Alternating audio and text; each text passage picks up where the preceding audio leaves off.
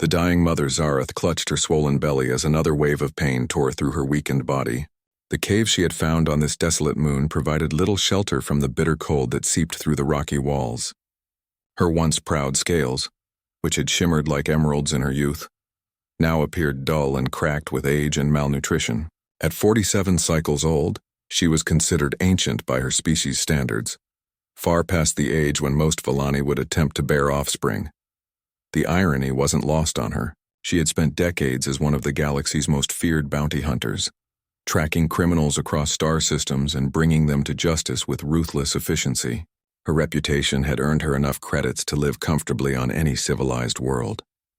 But comfort meant nothing when the Galactic Council had declared her species genetically inferior and marked them for systematic elimination. The genocide had been swift and brutal. Within 2 standard years, the Vallani population had been reduced from billions to mere thousands, scattered across the Outer Rim territories. Zareth had watched her homeworld burn from orbit, helpless to save her people or her mate who had died defending their city.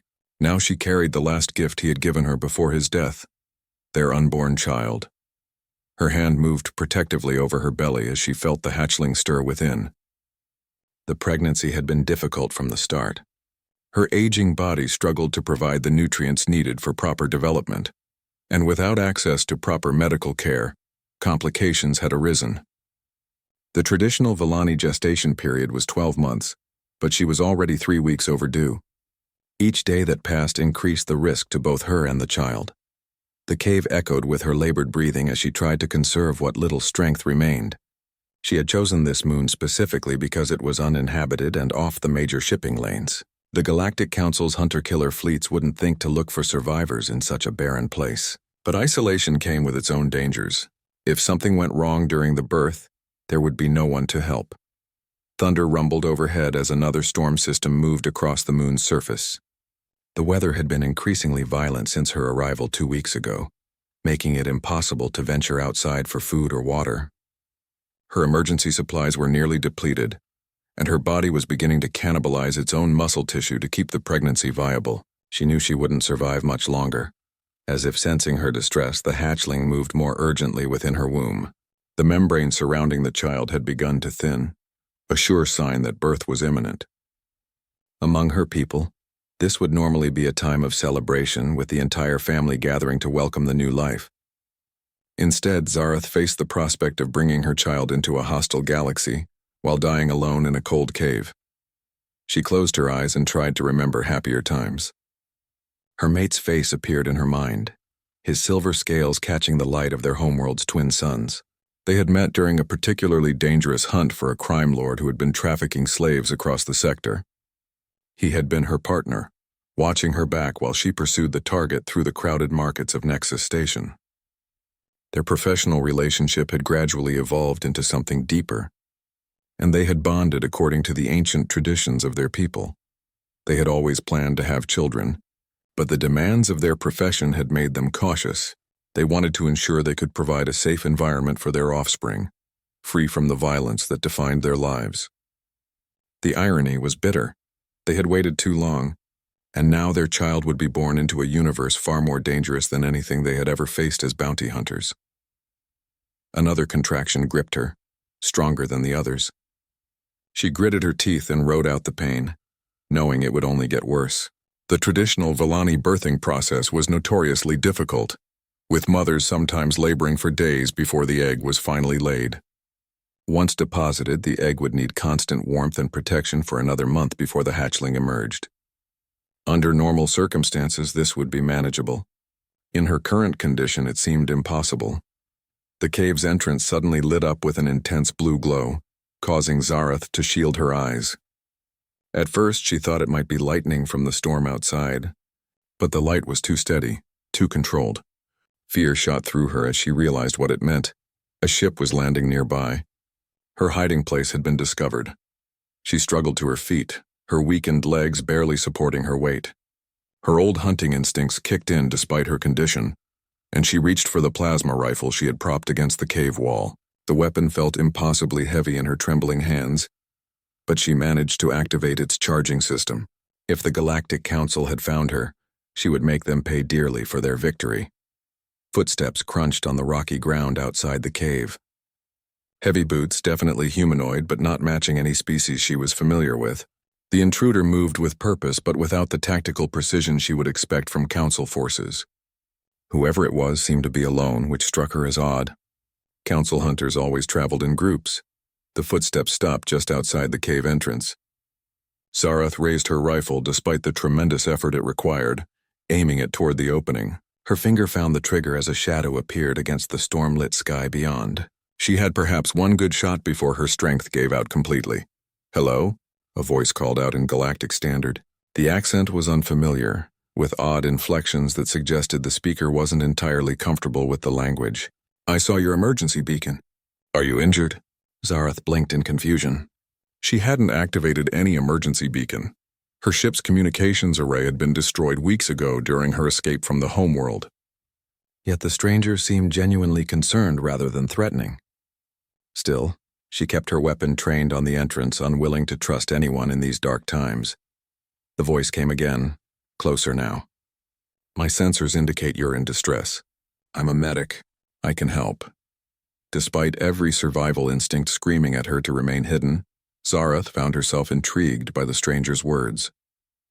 Medical help was exactly what she needed, but it seemed too convenient to be real. The Galactic Council was known for its deception and psychological warfare. This could easily be a trap designed to lure her into the open. But as another powerful contraction racked her body, she realized she might not have a choice.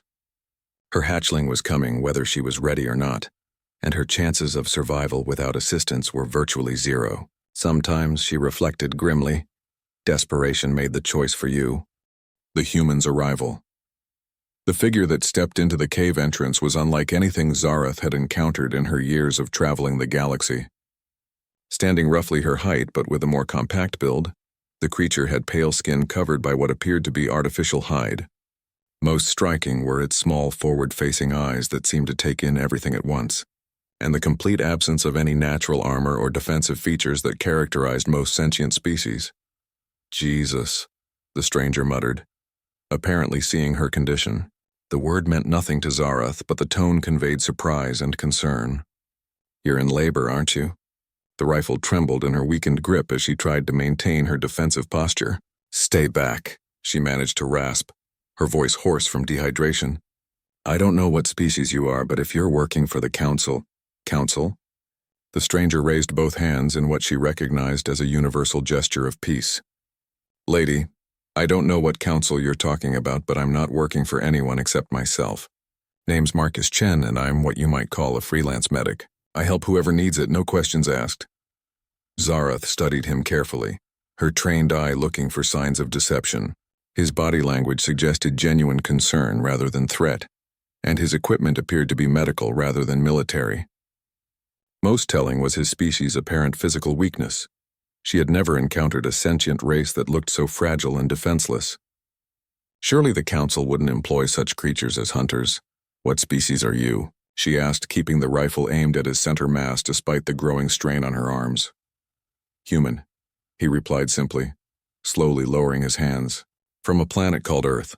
We're pretty new to this whole galactic community thing, so we're not involved in whatever war you're running from. But right now, that doesn't matter. What matters is that you need medical attention and I can provide it." Another contraction hit her stronger than any before. The rifle slipped from her grasp and clattered to the cave floor as she doubled over in pain. Through her agony, she was dimly aware of the human moving toward her, his movements slow and unthreatening. "Easy there," Marcus said, his voice surprisingly gentle. "Let me help you sit down." "When did the contraction start?" "This morning?" Zareth gasped, allowing him to guide her to a flat rock that served as a makeshift seat. "But they're getting stronger. Something's wrong. The timing isn't right."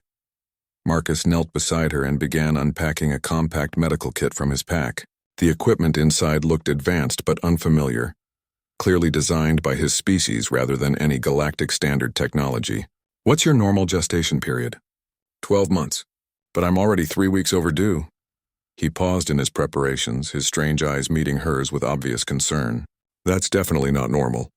How old are you, if you don't mind me asking?" 47 cycles. "Too old for this." She felt tears threatening to spill from her eyes, a sign of weakness she couldn't afford. My people don't usually survive pregnancy past 40 cycles. I should have died weeks ago. But you didn't, Marcus said firmly, pulling out a device that looked like a scanner of some kind. And I'm not going to let you die now, may I? He held up the scanner, waiting for her permission. Despite every rational thought telling her this was a mistake, Zareth nodded. The device hummed softly as it passed over her swollen belly, and Marcus frowned at whatever readings it provided. Your child is definitely ready to be born, he said after a moment, but there's a complication. The positioning isn't optimal, and your body is too weak to handle a normal delivery. Among my people, we'd perform what's called a cesarean section, a surgical procedure to safely remove the baby. My people lay eggs, Zareth explained weakly. The hatchling forms an outer shell, then emerges when ready, but my body can't produce the necessary calcium deposits anymore. Marcus nodded thoughtfully. So we're looking at a partially formed shell that's preventing natural birth. I can work with that. He began pulling out more equipment, including what looked like surgical tools. I need to ask you something important, though. Do you trust me enough to let me try? The question hung in the air between them. Trust was a luxury Zareth couldn't afford. Too many of her people had died because they trusted the wrong individuals. But as another wave of pain washed over her, she realized she was out of options. This strange, fragile-looking human was offering her the one thing she needed most. Hope. Why would you help me? She asked instead of answering directly. You don't know me. For all you know, I could be a criminal. Maybe you are, Marcus admitted with a slight smile. But right now you're a mother who needs help bringing her child into the world safely. That's all that matters to me. There was something in his voice that reminded her of her mate. The same quiet determination, the same willingness to do what was right regardless of personal cost.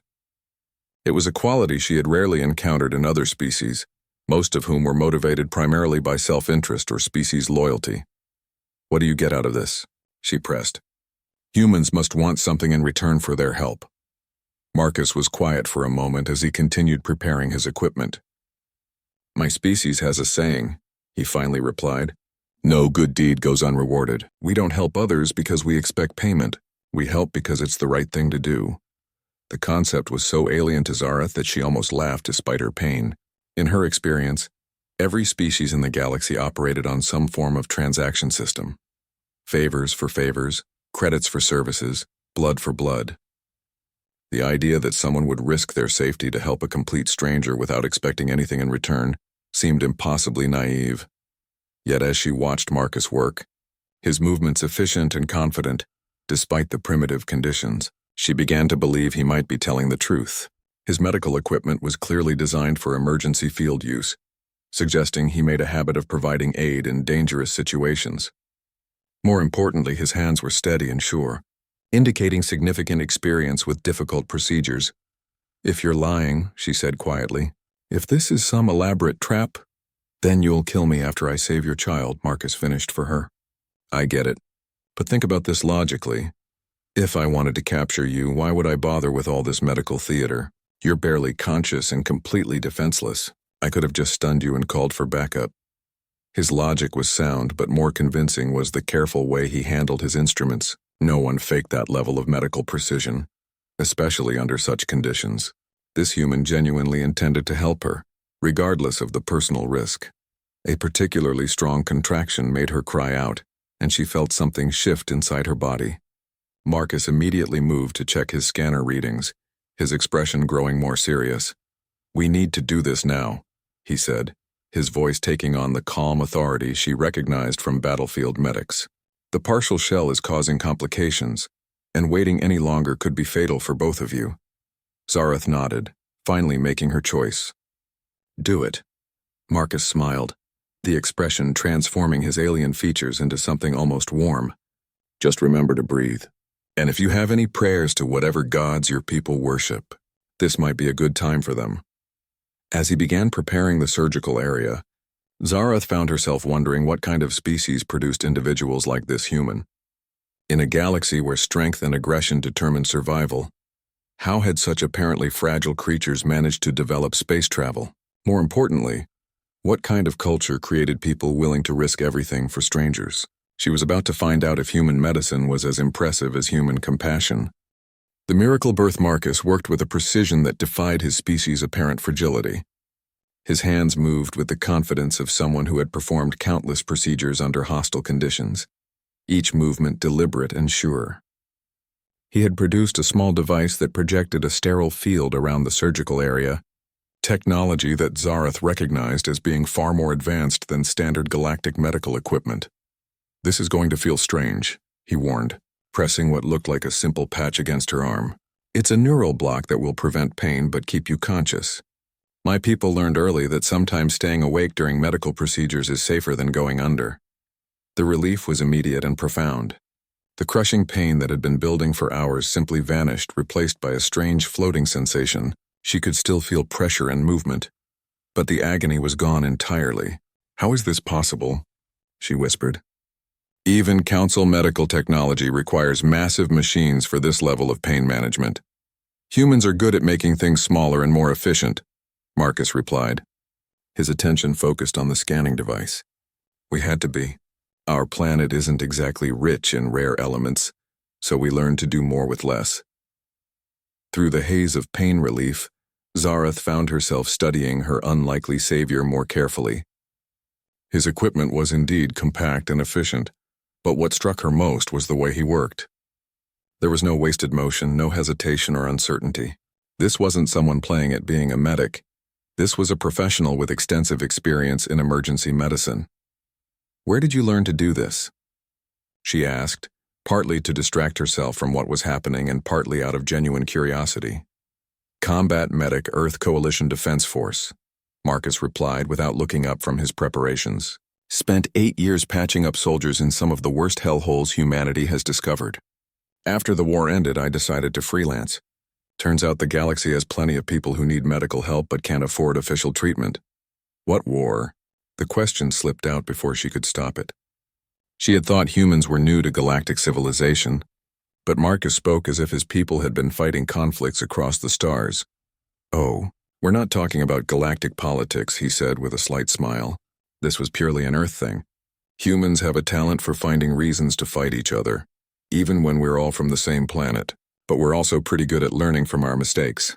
His scanner beeped softly and his expression became more focused. "Okay, I can see the problem clearly now. The shell formation is about 60% complete, but it's calcified in the wrong pattern. I'm going to have to carefully remove the malformed sections while preserving the parts that are protecting your baby." Zarath felt a moment of panic despite the neural block. "What if you damage the hatchling?" "Filani children are incredibly fragile during development." "I know," Marcus said calmly. "I downloaded your species' medical database from the galactic network before I came down here. Fascinating stuff, actually.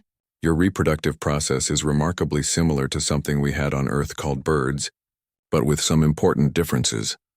The fact that he had taken the time to research her species' biology before attempting the procedure sent a wave of relief through her. This wasn't just brave improvisation. He had actually prepared for this. Marcus picked up what looked like a small cutting tool, its tip glowing with controlled energy. "I'm going to start now.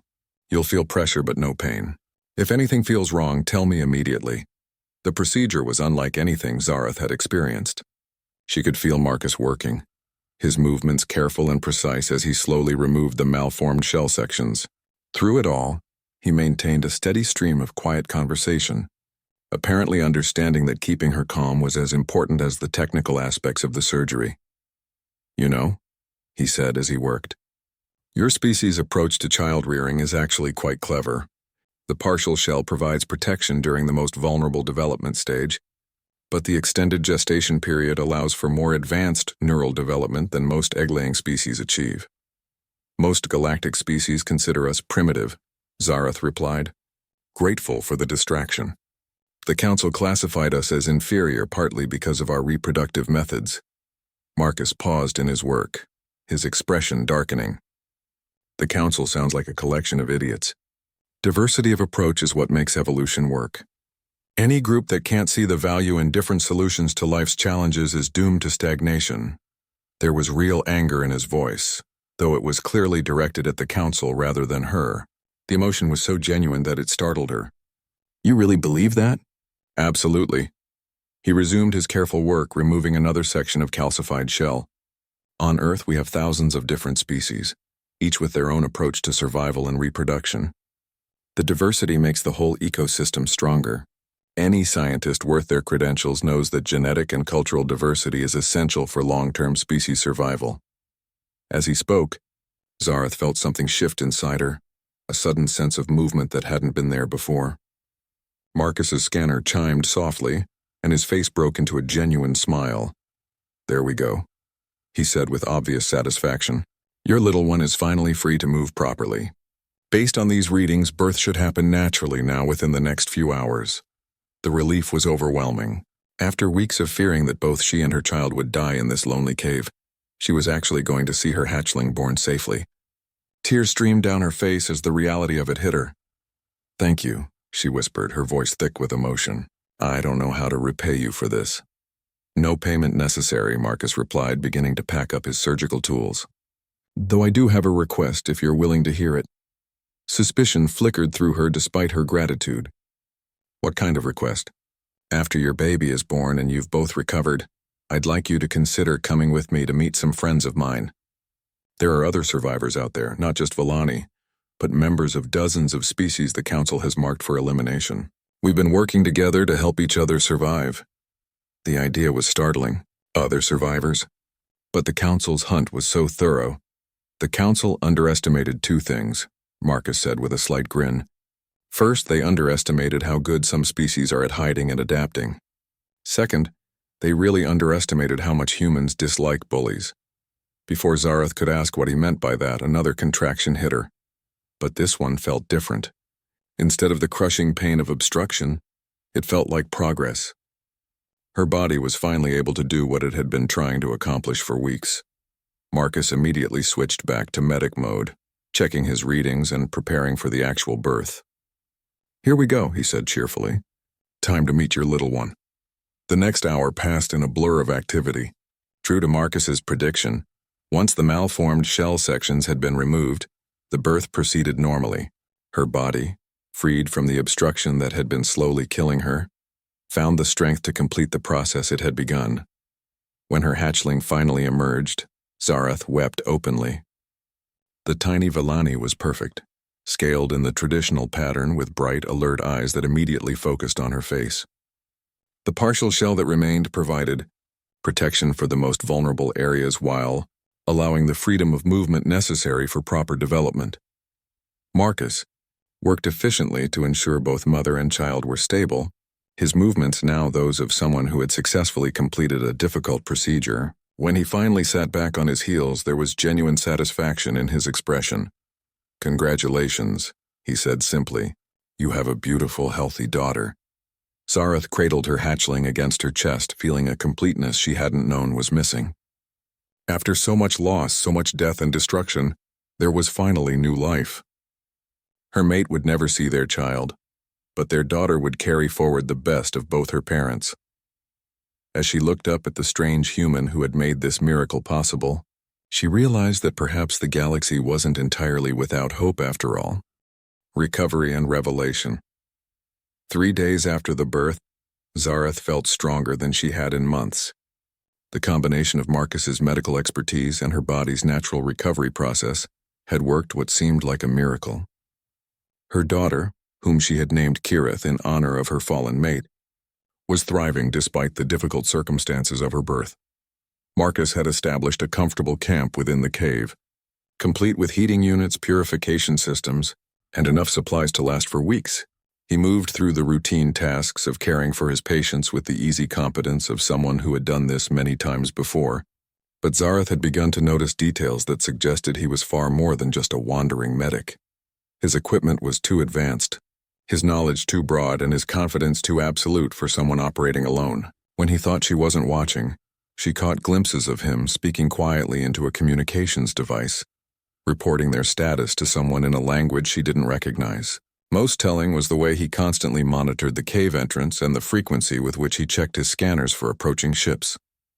"You're not really freelancing, are you?" she asked on the 4th morning, as she watched him perform his morning equipment check. Marcus paused in his work, then smiled ruefully. "You're very observant. What gave me away? Everything, Zarath replied, adjusting Kirith's position as the hatchling fed. Your equipment is military grade. You move like someone with tactical training. And you've been expecting company since the day you arrived. He nodded slowly, apparently deciding there was no point in maintaining the deception. You're right. I'm part of a larger organization. We call ourselves the Haven Network, a collection of humans and refugees from various species working together to help survivors of the Council's purges. Humans are organizing resistance against the Galactic Council? The idea was almost absurd. From what little she knew of human capabilities, they were a minor species that had only recently achieved interstellar travel. Not resistance exactly, Marcus corrected. We're not strong enough for direct confrontation. But we're very good at other things. Hiding people, providing medical care, creating safe havens where refugees can rebuild their lives. Think of us more as an underground railroad than a military force. Zarath considered this. During her bounty hunting career, she had heard rumors of a mysterious organization that helped wanted criminals disappear, but she had always assumed it was run by one of the major criminal syndicates. The idea that humans were behind it was shocking. How many? She asked simply. Survivors? Thousands spread across dozens of hidden settlements throughout the Outer Rim. Most are species the Council marked for elimination.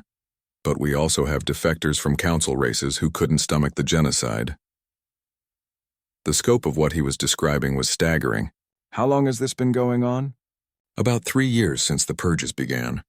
Humans are good at recognizing certain patterns. We've seen this kind of systematic elimination before in our own history. When we realized what the Council was doing, some of our leaders decided we couldn't just stand by and watch. Marcus finished his equipment check and came to sit beside her, his expression growing more serious. There's something else you should know. You weren't just lucky that I found you. We've been tracking Council hunter-killer fleets and trying to reach potential survivors before they do. Your emergency beacon has been broadcasting for weeks. I told you I didn't activate any beacon. My ship's communications were destroyed. The beacon wasn't on your ship, Marcus said gently. It was implanted in you probably years ago as part of some medical procedure. Most bounty hunters have them. It's a safety feature in case you're captured or stranded. The revelation hit her like a physical blow. She had been broadcasting her location for weeks, drawing not just Marcus but potentially Council forces as well. They know where I am. They know where you were, he corrected. The beacon stopped transmitting 2 days ago when I removed it during your recovery. But yes, there's a good chance Council forces are on their way here. Zarath felt panic rising in her chest. Kirith was still too young to travel safely, and she herself was nowhere near full strength. We're trapped. No, we're not. Marcus's voice carried absolute confidence. I told you humans are good at hiding people. My ship isn't the little medical transport it appears to be, and I'm not alone out here. As if summoned by his words, a soft chime came from his communication device. He listened to a brief message, then looked up with a smile that was equal parts relief and anticipation. Right on schedule, he said. Company's arriving in about 10 minutes. Don't worry, they're friends. Despite his reassurances, Zarath felt her old hunting instincts kick in. She had survived this long by trusting no one completely, and the prospect of meeting more strangers while she was vulnerable with a newborn made her deeply uneasy. What kind of friends? She asked, unconsciously shifting into a more defensive position. The kind who've been working very hard to make sure you and your daughter have a future, Marcus replied cryptically. Just trust me a little longer. The sound of engines filled the cave as something large descended outside. Through the entrance, Zarath could see the blue glow of landing thrusters. But the ship casting the light was much bigger than Marcus's modest transport. As the engines powered down, she heard voices, multiple species speaking in hushed tones. Marcus stood and moved toward the entrance. Zarath, I'd like you to meet some people who are very eager to see you safe. The first figure to enter the cave nearly made Zarath gasp in shock. It was another Villani, an elderly male with the distinctive bronze scaling that marked him as being from the northern continents of her homeworld. Behind him came a mix of species she recognized as being from the Council's target list: Karathi, Threni, even a massive Bordak whose people had been declared extinct months ago. Sister, the elderly Villani said, his voice thick with emotion as he saw her and Kirith. We thought we were too late. Elder Morgan, Zareth recognized him now. He had been one of the most respected leaders on her homeworld, a philosopher and teacher who had tried to negotiate peace with the council even as their fleets approached. "How are you alive?" "The same way you are, child. Human intervention." He moved closer, his eyes fixed on Kirith with wonder. "They pulled me from a burning transport ship and gave me a new life among the stars, as they have done for all of us." The other survivors gathered around, their faces showing a mixture of hope and reverence as they looked at the newborn. For many of them, Zareth realized, Kirith represented something precious beyond measure, proof that life could continue despite the Council's efforts to end it. "We're not just survivors anymore," Elder Morgan continued. "We're the foundation of something new, a community where all species are valued, where diversity is seen as strength rather than weakness. The humans call it Haven, and it's become more of a home than any of us dared hope for." Marcus rejoined the group, his expression warm with obvious pride. "What Elder Morgan isn't telling you is that he's become one of our most effective coordinators. Turns out Vellani philosophical training is excellent preparation for managing complex refugee operations." As Zareth looked around at the collection of beings who had come to ensure her safety, she began to understand the true scope of what the humans had created. This wasn't just rescue work. It was the foundation of a new kind of civilization, one built on principles that stood in direct opposition to the Council's ideology of genetic superiority. "Why?" she asked, the question encompassing everything: the rescue, the risk, the enormous effort being expended on behalf of strangers. "Because," Marcus said simply, "someone has to stand up for what's right. And if that someone happens to be humanity, well, we're honored to do it." The Haven Network. The journey to Haven took 5 days through hyperspace routes that Zareth had never seen before. Marcus's ship, which she now learned was actually a heavily modified long-range medical vessel called the Mercy, traveled as part of a small convoy that included Elder Morgan's transport and 2 escort ships crewed by human volunteers.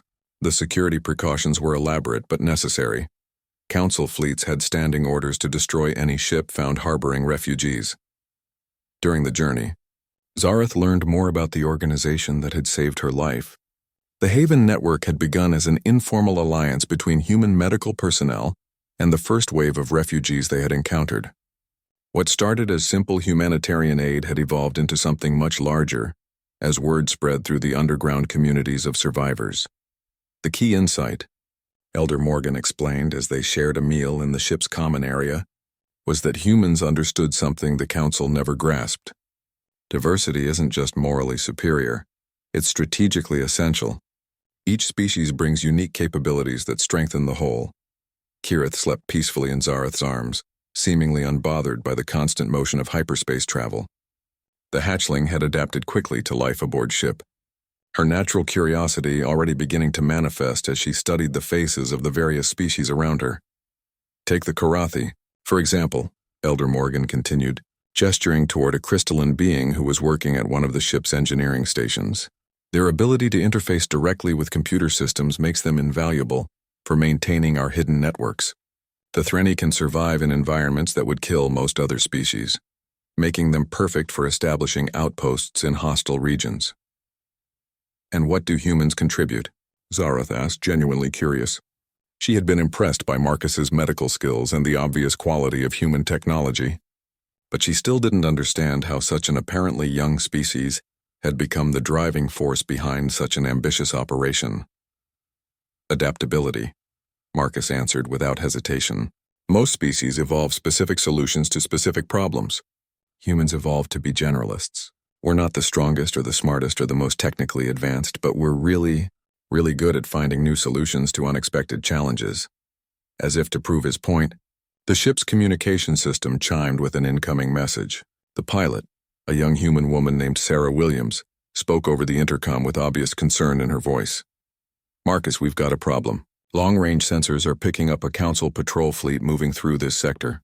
3 destroyers and a command cruiser, running a standard search pattern." The mood in the common area shifted instantly.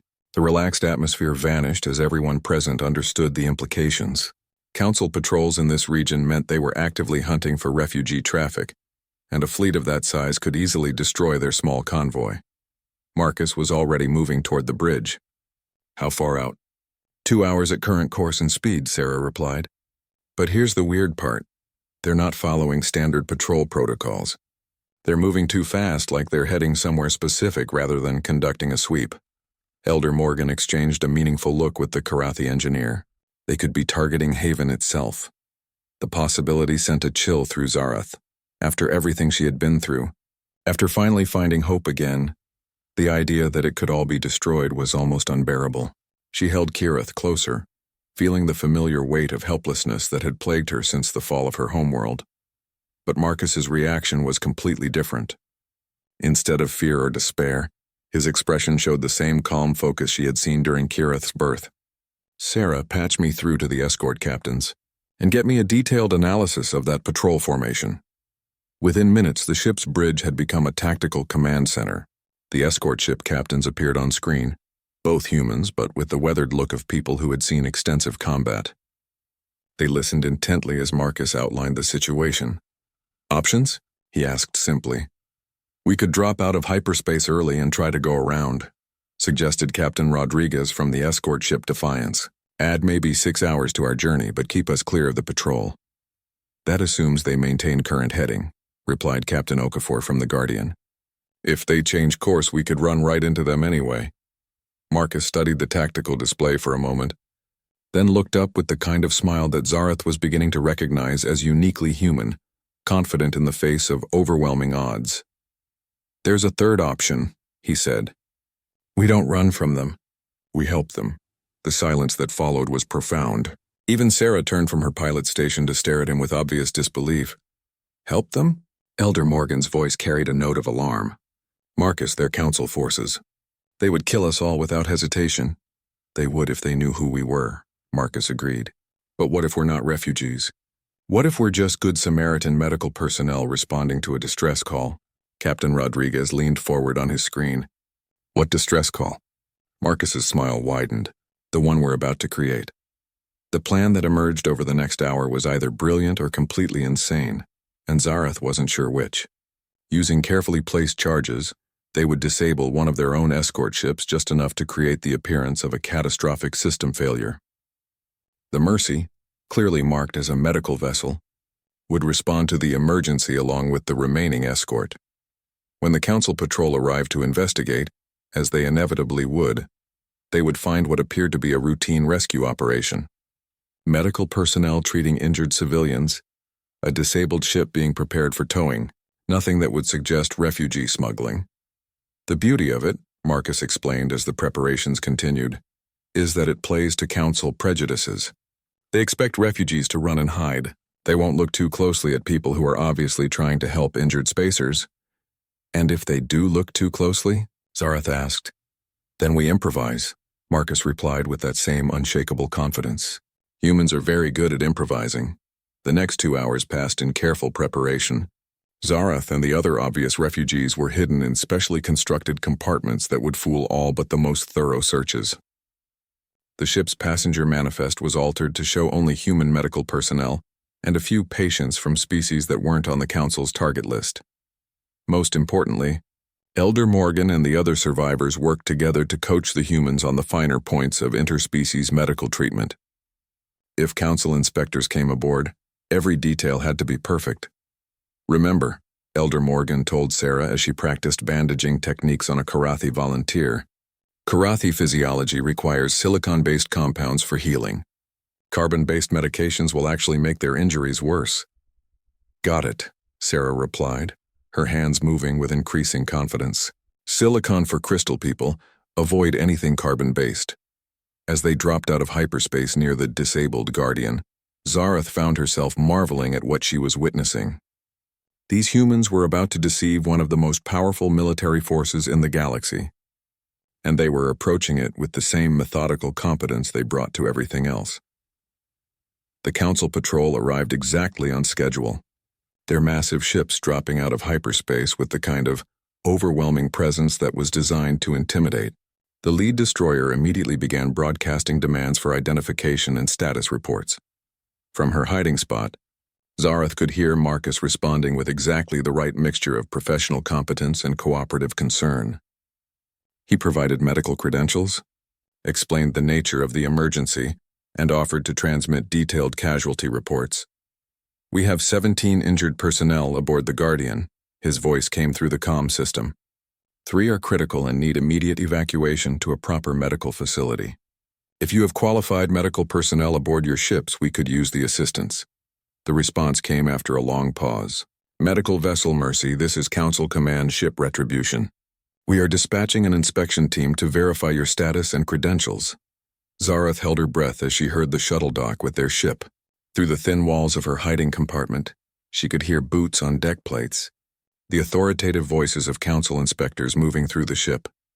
For 20 minutes that felt like hours. The inspection continued.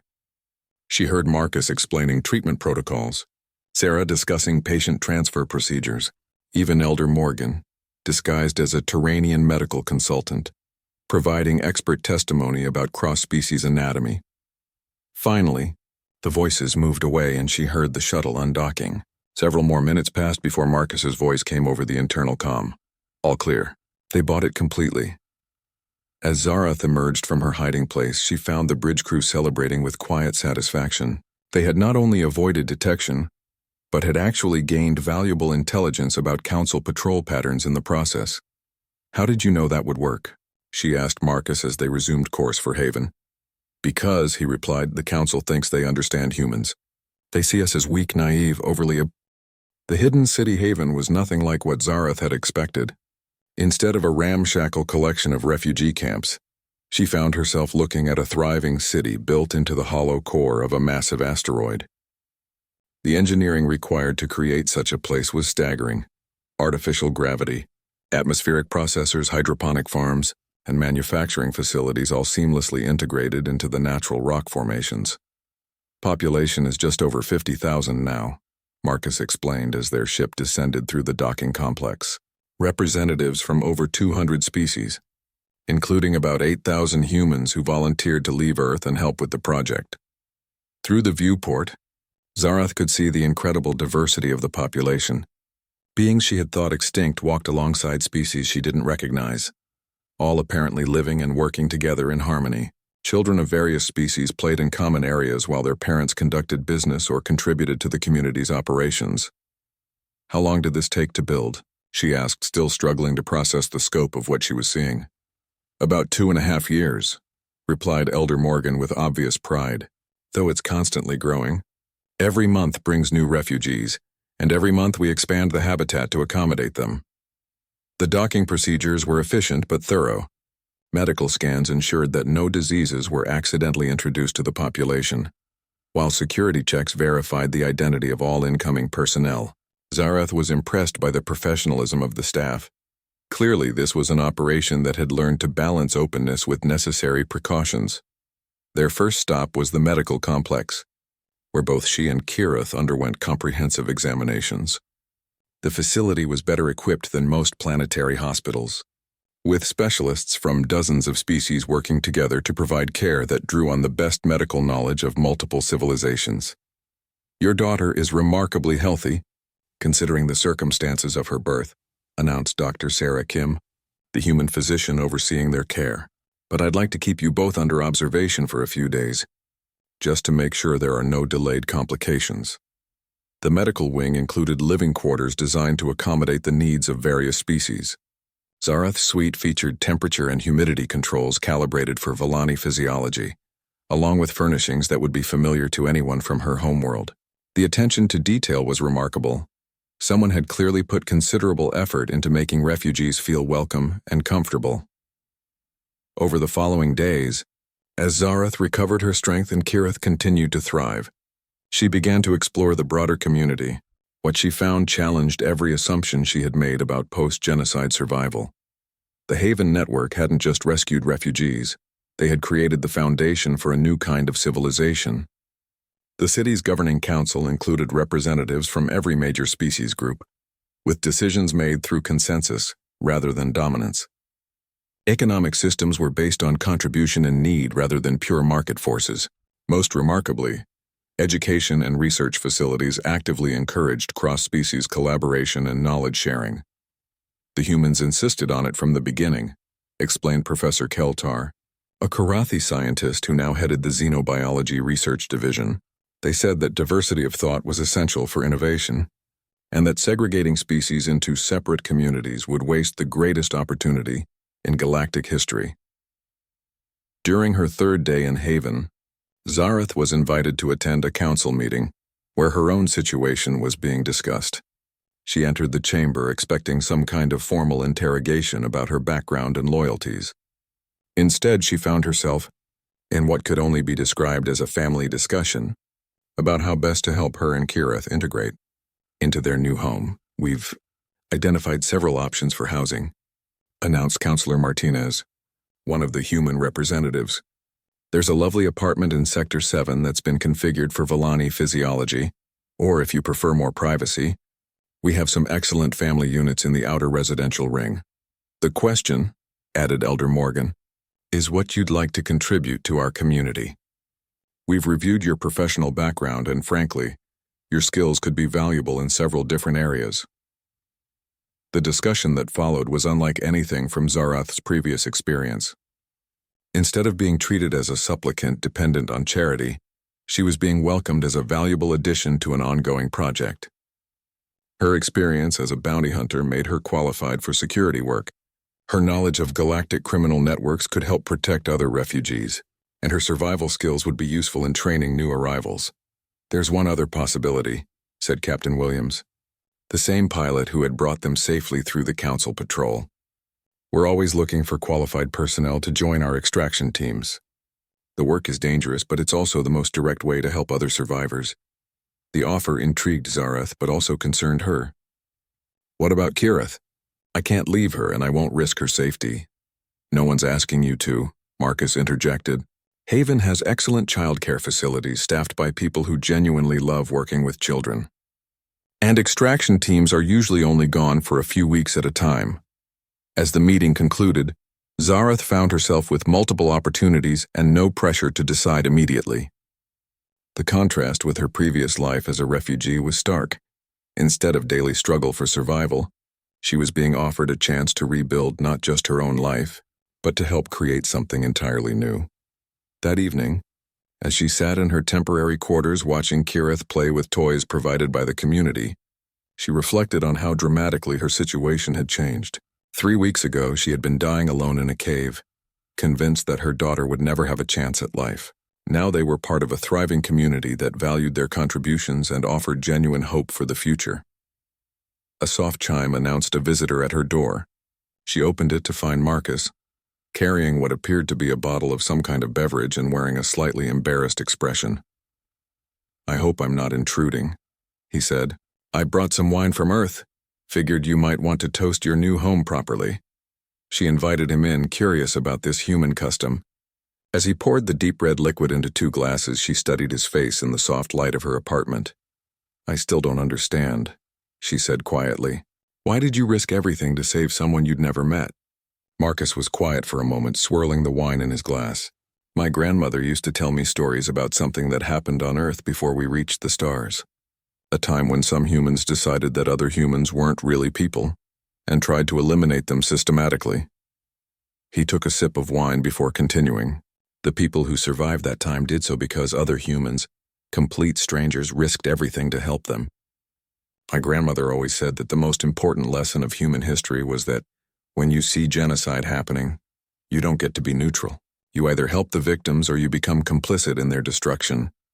Zareth felt tears threatening again, but this time they were tears of gratitude rather than despair.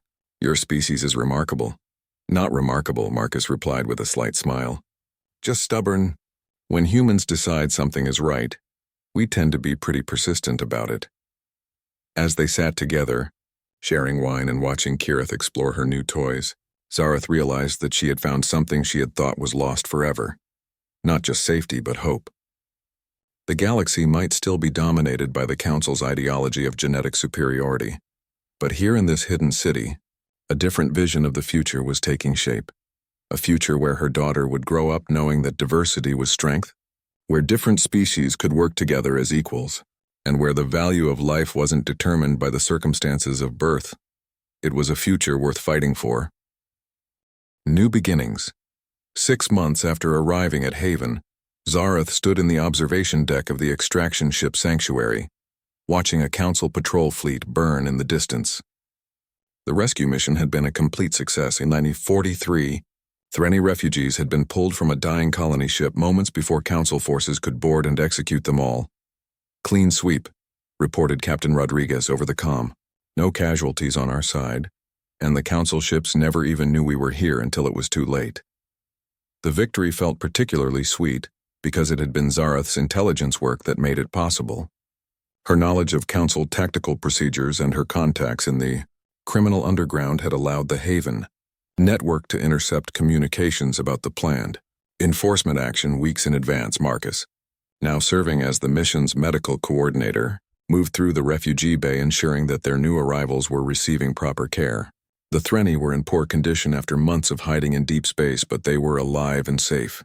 More importantly, their rescue represented something larger, proof that the Haven network had evolved from a desperate survival operation into an effective resistance movement. "How are they doing?" Zareth asked as Marcus completed his initial examinations.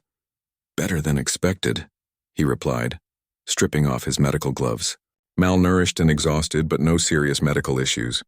They should recover completely once we get them back to Haven." Through the observation port, Zareth could see the wreckage of the council ship still glowing against the star field. The engagement had lasted less than 10 minutes, a perfectly executed ambush that had eliminated a significant council asset while rescuing every refugee aboard the targeted ship. "The humans have taught us much about warfare," observed Commander Kelthar, the Karathi who served as the mission's tactical coordinator. "Their approach is unlike anything in our military histories." Zareth nodded in agreement. Human military doctrine emphasized speed, deception, and overwhelming force applied at exactly the right moment. Instead of trying to match council ships in direct combat, they used superior intelligence and mobility to strike only when victory was assured. "It's working," she said. "Council losses are mounting, and their patrol schedules are becoming increasingly erratic as they try to compensate for our operations." The success of the Haven network had exceeded everyone's expectations. What had begun as a desperate rescue operation now encompassed over 200 hidden settlements throughout the Outer Rim, protected by a fleet of converted ships and defended by volunteers from dozens of species. More importantly, word of Haven's existence was spreading through the survivor underground, offering hope to refugees who had thought themselves alone. As the Sanctuary began its journey back to Haven, Zareth made her way to the ship's communications center. It was time for her weekly call home, a ritual she cherished despite the constant danger of their operations.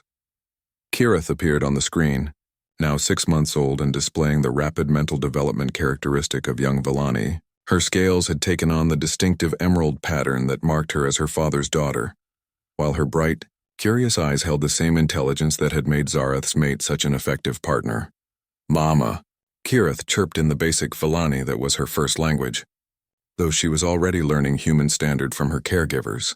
"Hello, little star," Zareth replied, using the pet name her mate would have chosen. "How has your day been?" The conversation was brief but precious. Kirith was thriving in Haven's multicultural environment, playing with children from a dozen different species and learning from teachers who drew on the educational traditions of hundreds of worlds. She was growing up in exactly the kind of community that Zareth and her mate had dreamed of creating. After the call ended, Zareth remained in the communication center, staring out at the stars and reflecting on how dramatically her life had changed. She had gone from dying refugee to active resistance fighter, from someone who had lost everything to someone who was helping ensure that others wouldn't suffer the same fate. Marcus found her there an hour later, carrying 2 cups of what had become their traditional post-mission beverage, a blend of human coffee and Villani root tea that somehow worked better than either ingredient alone. "Penny for your thoughts," he said, settling into the chair beside her. "I was thinking about irony," Zareth replied, accepting the warm cup gratefully. 6 months ago I was ready to die rather than let the council capture me. Now I'm actively hunting their ships.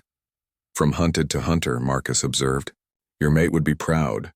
The comment brought a brief pang of loss, as references to her departed partner always did.